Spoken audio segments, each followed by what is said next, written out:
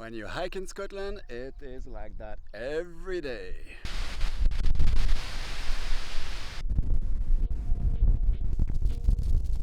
So I'm here in Kirk Yetholm at the very south of Scotland, very close to the English border and at the end of the Penine Way, I'm not sure you say it. And I am about to start hiking the Scottish National Trail. It's been quite a long day, taking a lot of buses from Edinburgh to here, Kirk Yetholm. And I think that will be a pretty short day because it's already 4:30 p.m. So I just get a few hours of hiking before I pitch the tent.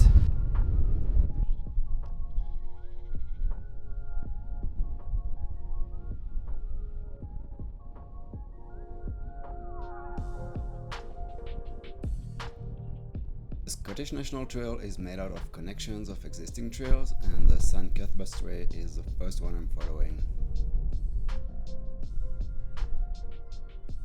First night in the tent, and I am pretty exhausted. As I said, it's been a long day, a long 24 hours with a lot of trains, buses, flights, more buses, and not much sleep.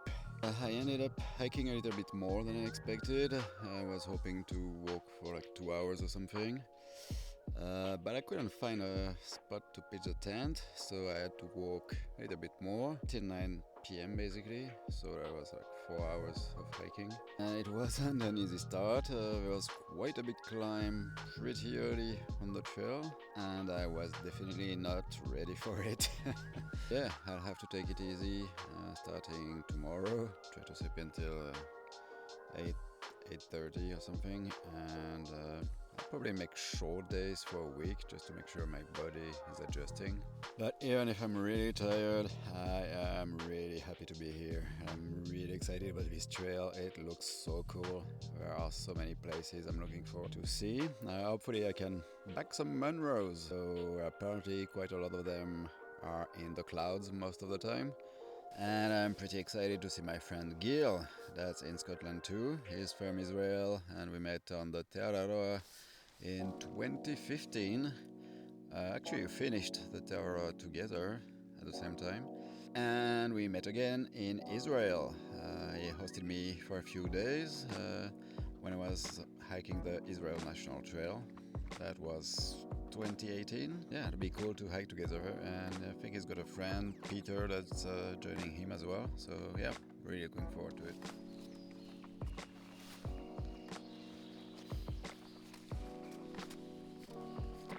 I can definitely feel my body today. I've never experienced that kind of pain when starting a trail before.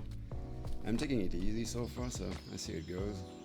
That's the first time I start a long hike not being really in shape, and I can really see the difference. It's funny how even when you feel sore and tired, it still feels great being on trail. That combination of pain and happiness is definitely quite a strange one.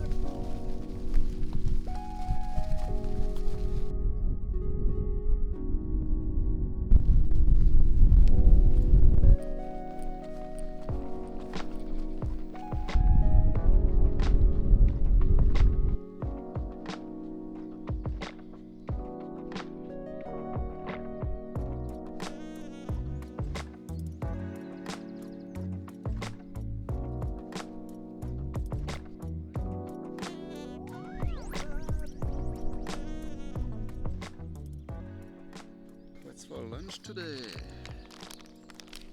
Apricots, prunes, some nice organic and not processed chorizo. And I have one of those left. It's mochi with azuki and matcha, and it is really good. Thank you, Lucy. And of course,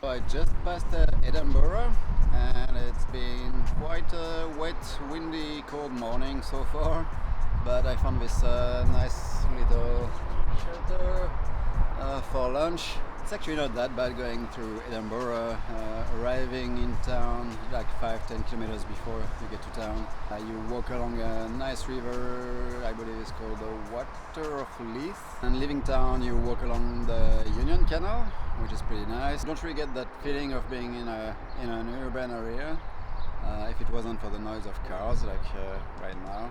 So yeah, I didn't stop in Edinburgh. I'm shooting for Glasgow, and I will take a zero there, and also a bus up north, do a flip-flop so I can meet my friend Gil.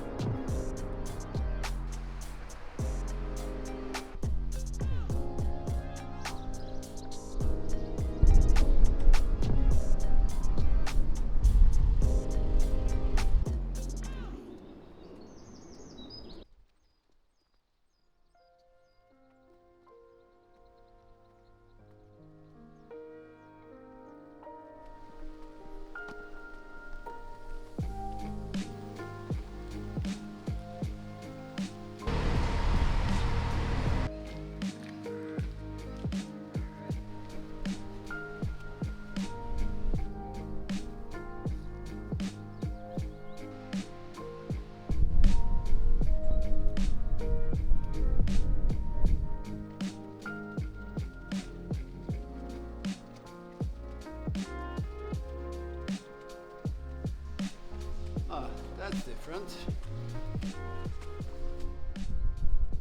This is the wheel of Falkirk, which is basically a rotating elevator for boats from one canal to another. I've been following the Union Canal for quite a while now, more than a day actually. I think it's going almost all the way to Glasgow. I think I leave it just before Glasgow. It's pretty nice. I mean, it's flat, and it's a good way to stay off-road in a section that I thought would be much more urban than that. That section between Edinburgh and Glasgow. And there are a few supermarkets on the way, so it's pretty easy to resupply to. I've had a face wind all day. I'll be arriving in Glasgow tomorrow. My plan was to take a zero the day after and then take a bus to meet with my friend Gil and Peter, a friend of his, at Loch Clooney up north. But the thing is, Scotland might be small, but it takes forever to go somewhere and I would arrive way too late. But luckily, Peter can give me a ride the day after tomorrow in the afternoon.